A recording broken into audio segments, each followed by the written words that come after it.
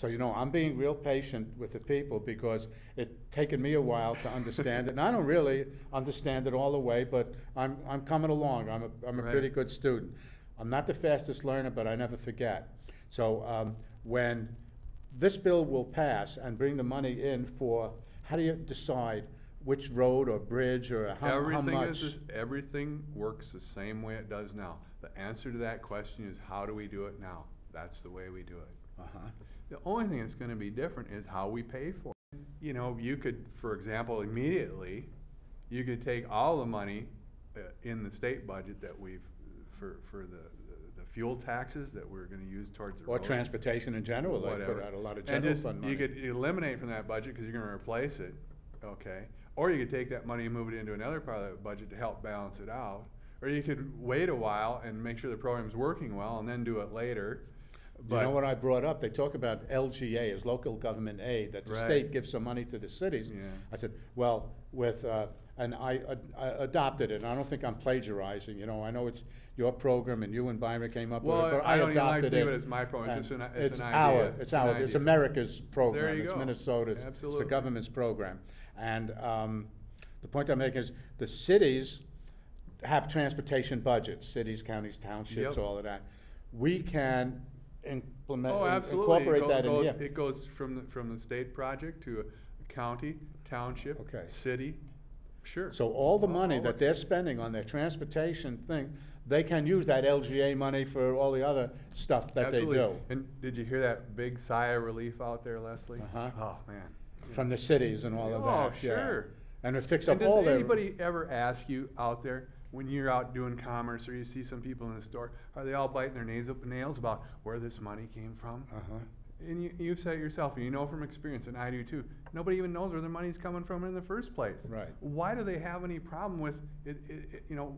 And it's because I think we're so steeped in control and loss of control of our own lives, our communities, the whole thing, and we become slave thinkers. We think somebody knows more than we do. Oh, they absolutely. Know that better. But if you write to President Obama or Vice President Biden or your local congressman or senator, they're going to write back nowadays. And the big buzzword is, we need ideas from everywhere. Yeah, except they don't want to implement them, and that sometimes the answers that come back are boilerplate answers. Yeah.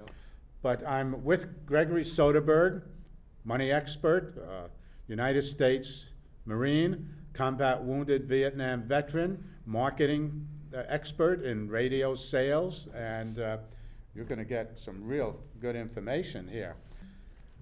So we're going to get back to Greg and remember what we're talking about. We're talking about money, how it's created and comes into circulation, and how Leslie Davis as governor is going to steer through, because that's what it's going to take. It's going to take a little strong arm stuff to steer through this particular project. Let me show you a letter I got from the Commissioner of Commerce, Mr. Wilson. Right. And he said that the plan that we're proposing is not statutorily authorized. Well, that's why I would tell Commissioner Wilson, that's why we want to create a statute to make it so. Right. So then you think he'll come up with something else? Or didn't he say at one time, either to you or Byron, that if it becomes law, well, we'll just follow the law. We're the Commerce Department. That was the previous, I think it was James Miller. It's maybe been 10, 15 years ago. But he said if it became law, he would. You guys have been working on this for that long?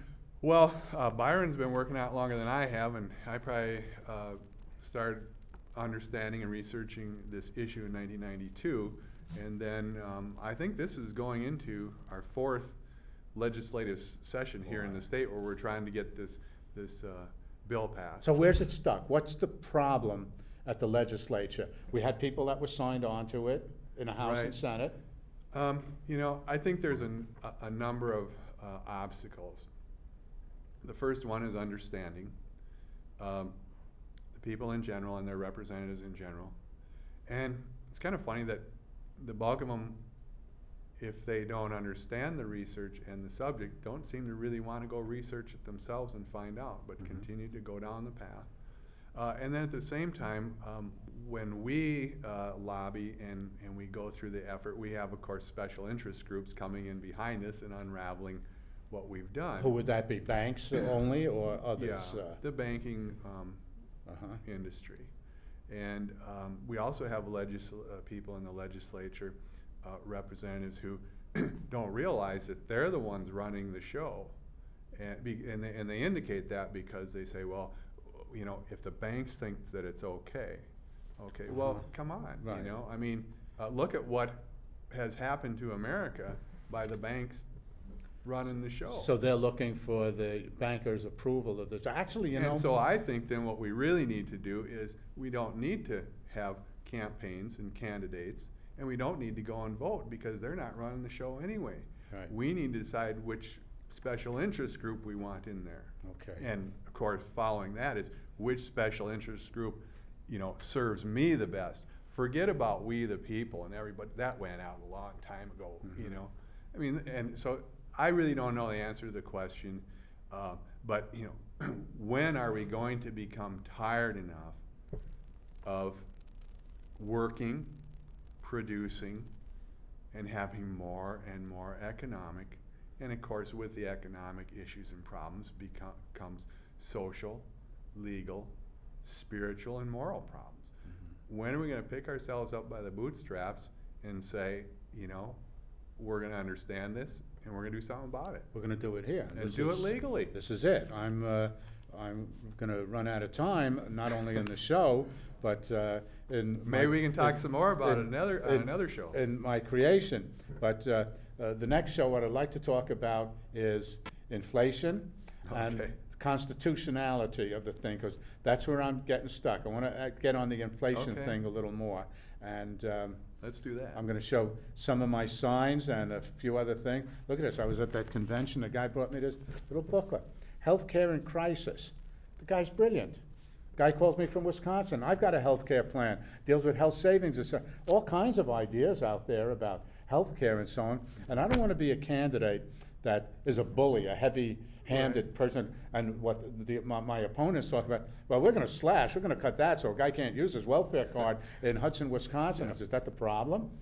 Is that a problem, welfare people or something? They don't even know where Hudson, Wisconsin is. They said an oncology clinic couldn't open in Woodbury because of the regulations. I said, so we've got the regulations, we'll do all of that kind of stuff, and they don't have a solution how we're going to pay our bills. Well, you know, if we'd pay some of this debt out of our system and restore the purchasing power of our money and our savings, and people could provide for themselves, we wouldn't have to worry about all that. Things would start coming down in price. Sure, things would get more the way they're supposed to be. People don't even think about that, you know what I mean? They think they're doomed forever. So. Yeah. We live in America, not Americant. Okay. So Gregory Soderberg with me, and that's the show for today, how money is created and comes into circulation. Thanks a lot for watching. Greg, thanks for being with me. Thank you, Leslie.